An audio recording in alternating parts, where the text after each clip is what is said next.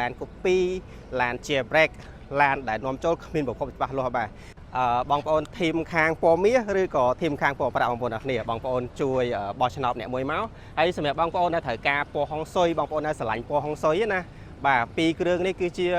ជំរើសដ៏ល្អមែនទែនសម្រាប់បងប្អូនអរគ្នាអានេះគឺ GAC GN8 ជាប្រភេទ option master ឬក៏ option មួយទៀតដែលគេហៅថាឡាន copy ឡានជា break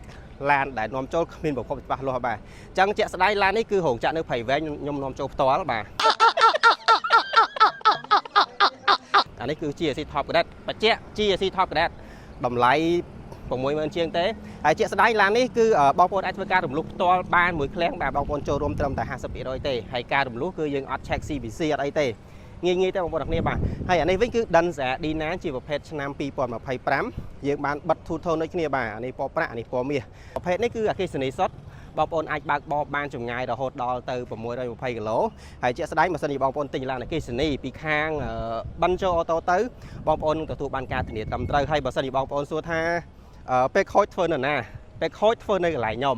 ហើយពេលលក់វិញលក់នៅណាលក់វិញក៏លក់នៅកន្លែងខ្ញុំអញ្ចឹងខ្ញុំចង់បញ្ជាក់ប្រាប់បងប្អូនថាសម្រាប់បងប្អូនដែលប្រើប្រាស់ឡានចិនមិនថាបងប្អូនទិញពីខាងណាពីការ៉ាសណាបងប្អូនយកពីណាក៏ដោយខាងខ្ញុំទទួលទិញវិញទាំងអស់នៅក្នុងតម្លៃទីផ្សារបាទបងប្អូនមិនបាច់បារម្ភថាអូឡានចិនប្រើទៅអត់ទីផ្សារខូចអត់មានកន្លែងធ្វើអត់បារម្ភទេបងប្អូនអរគ្នាហើយបើសិនគ្រឿងបន្លាស់វិញកំងតែមួយអាទិត្យបានទេប្រភេទទាំងអស់នេះអញ្ចឹងខ្ញុំបញ្ជាក់តម្លៃបងប្អូនបន្តិចបាទសម្រាប់ឡានពីរគ្រឿងនេះគឺខុសគ្នាតម្លៃប្រហែលជា$5000បាទអានោះថ្លៃជាងបាទអានោះថ្លៃជាងអានេះ60000ជាងអានោះក៏60000ជាងដែរតែ60000ក្រាស់ហើយមានការធានាត្រឹមត្រូវបាទអរគុណ